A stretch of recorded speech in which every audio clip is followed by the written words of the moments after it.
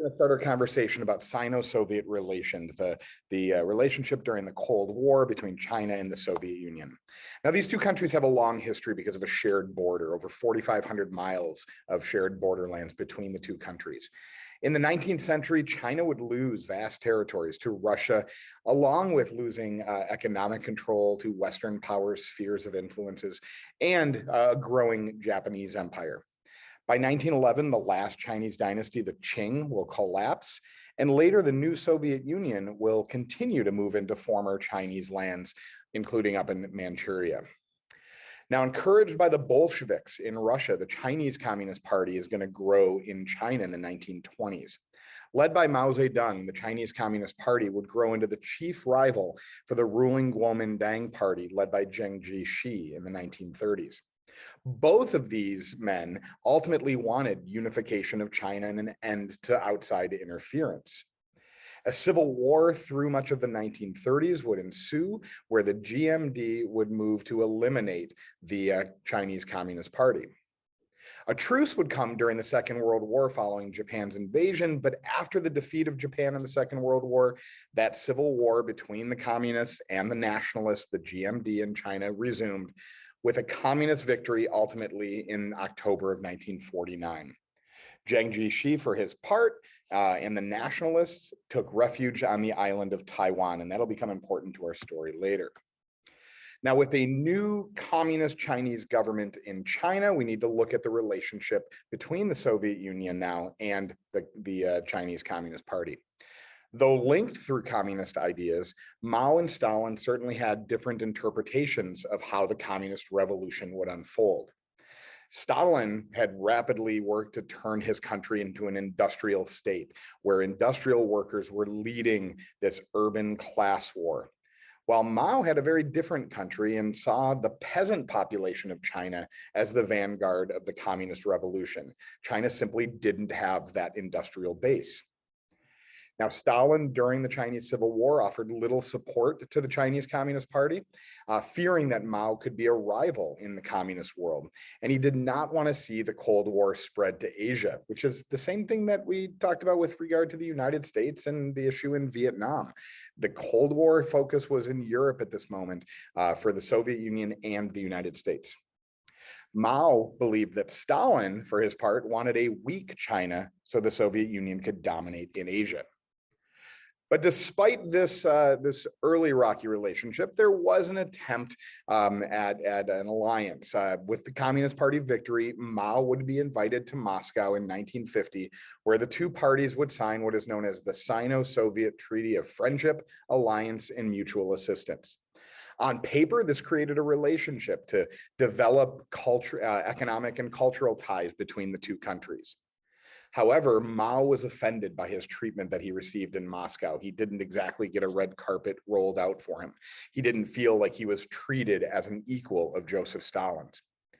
And then the Soviet aid that would enter into China following this agreement came in the form of loans with interest due. The Chinese, despite this, did accept Soviet technologies, architectural help, and military assistance. Now, soon after this agreement, we're going to get the Korean War rolling. Stalin had encouraged Kim Il-sung in North Korea to launch an invasion of South Korea, while encouraging the People's Republic of China, Communist China, to send troops into the Korean Peninsula as United Nations forces approached the Yalu River. But also recall, even before the war began, Joseph Stalin had boycotted the United Nations Security Council when the Security Council didn't allow Communist China to hold that position, rather giving it to the nationalists in Taiwan. This would open the door for UN intervention in the Korean Peninsula. Joseph Stalin, for his part, saw that a war in the Korean Peninsula between the United States and North Korea and United Nations powers and China could weaken both the Americans and the People's Republic of China to the Soviets' advantage, as they stayed on the outside just watching. The Soviets offered military assistance in the forms of material, but only loans to China, things that had to be back, finances that had to be paid back. With Stalin's death in March of 1953, a negotiated armistice could be agreed upon, and the Korean conflict ended with a divided state. With the death of Joseph Stalin, we get the rise of Nikita Khrushchev. And Mao almost immediately saw Nikita Khrushchev as weak. Khrushchev's secret speech before the Communist Party in Moscow, where he denounced Stalin's cult of personality, for Mao was a sign of weakness.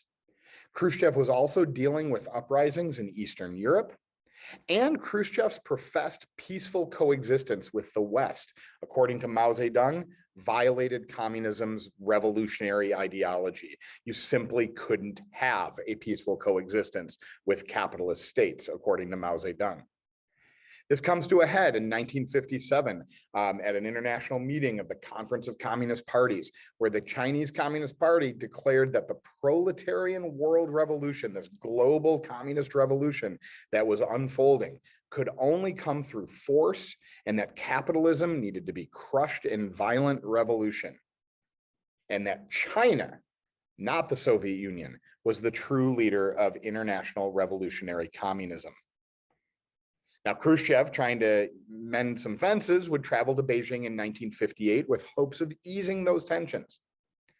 He purposely was made uncomfortable by Mao during his visit, replaying what Mao had previously felt when he was in Moscow back in 1950. Most infamously, Mao had invited Khrushchev to go swimming, and Khrushchev didn't know how to swim and was given a little inner tube and an ill-fitting bathing suit, while Mao swam circles around him to try to embarrass Nikita Khrushchev. Following this meeting, China announced that the Soviet Union betrayed the international communist movement, and they were not true Marxists. Meanwhile, Mao's aggressive stance towards American-supported Taiwan was seen by Khrushchev as a move towards fanaticism. This rift between Mao and Khrushchev is what we are going to refer to as the Sino-Soviet split. While they're both obviously still communist parties, the rift between them is growing tremendously. In January of 1958, Mao Zedong will launch his rapid plan to industrialize and improve the agricultural sector of China with what he calls his Great Leap Forward. By exploiting China's vast population resources to end the need for Soviet foreign aid. His goal was to create an industrial working class that the Marxist model ultimately needed for true communism. It was focused on grain and steel production and led to the creation of thousands of backyard furnaces throughout China for steel production, where agricultural workers would spend part of their day working on their fields and then some of their day literally creating steel in these furnaces. Ultimately, the steel that they were producing took priority as steel production was the measure that Mao was looking at for success. And agricultural production would wane. That spurred what becomes known as the Great Chinese Famine, where tens of millions of Chinese will starve to death in the late 1950s and early 60s. Despite this hardship by the Chinese people, Mao continued to export Chinese grains to other nations to give the impression of economic success to the outside world. But by 1961, China relented and he finally accepted imported grains to try to feed his people. The Soviet Union denounced the Great Leap Forward and Mao Zedong as fanatics, and this widened the Sino-Soviet split even further. We'll talk more on our next video. Take care.